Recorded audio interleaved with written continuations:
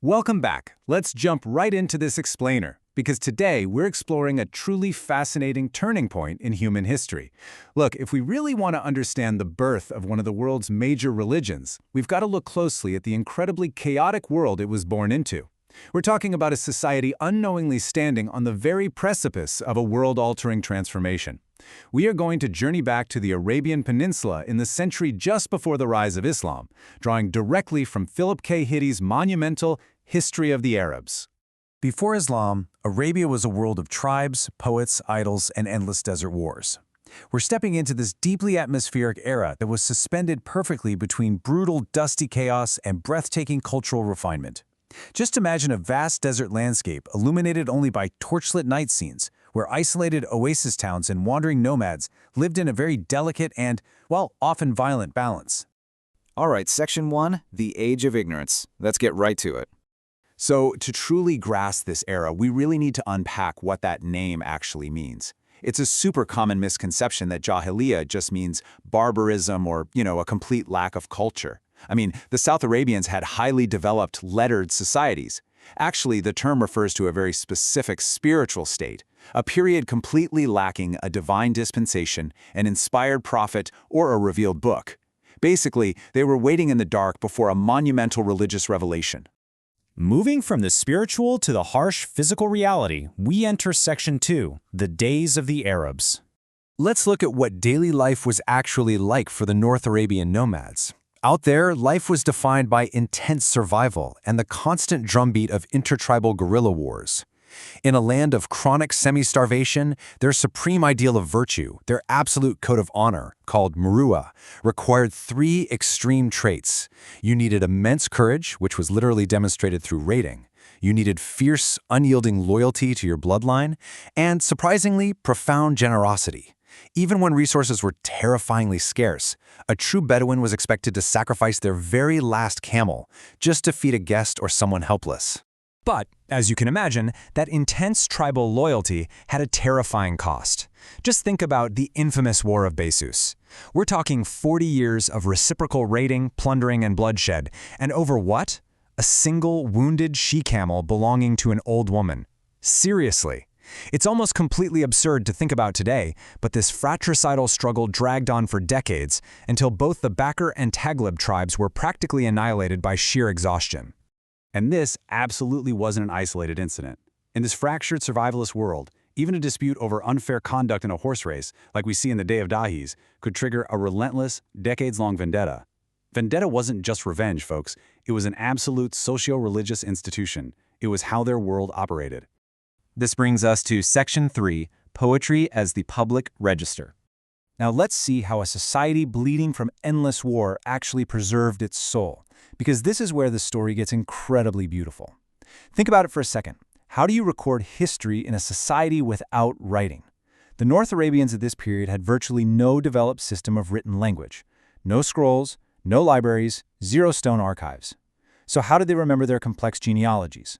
How did they honor the fallen heroes from those decades-long wars? The answer is speech. It's truly amazing. The Arabian artistic nature didn't express itself in statues or grand architecture. It found its absolute peak in the spoken word. Poetry was quite literally the public register, the diwan of the Arabians. Their entire history, their passions, and their deepest memories were carried on the wind through the incredible power of oral poetry. Out in the desert, you had the physical power of the sword, sure. But then you had the poet. Think of them as the viral media or the ultimate propagandists of their day. They wielded what they called lawful magic with their words. The rhythm, the rhyme, the pure musicality of the Arabic language gave them immense power.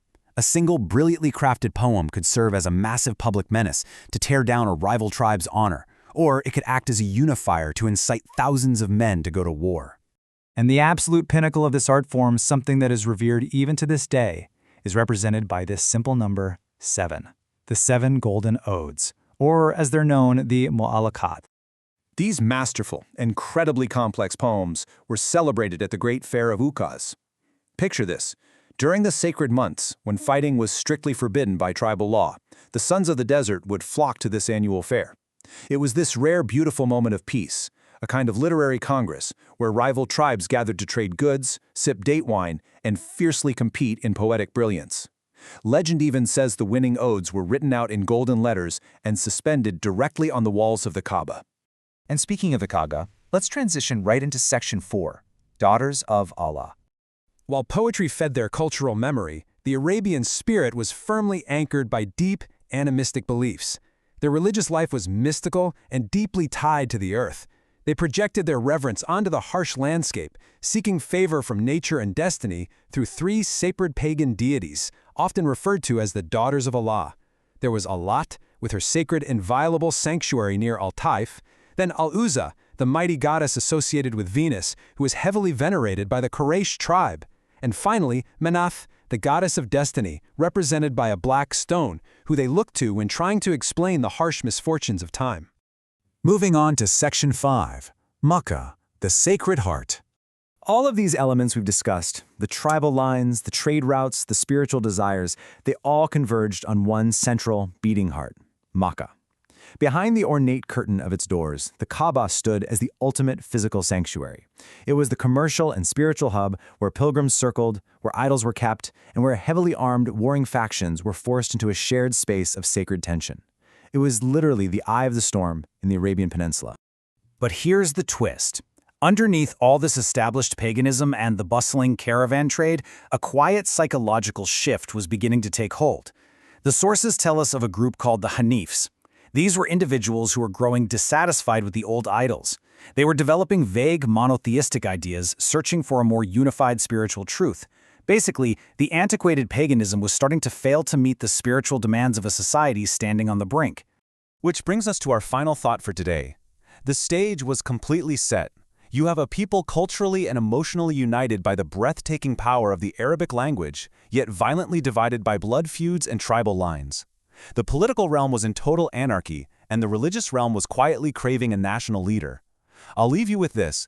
What ultimate spark would it take to ignite this exact mixture and unite the peninsula forever? Thanks for joining me on this explainer, and keep questioning the history that shapes our world.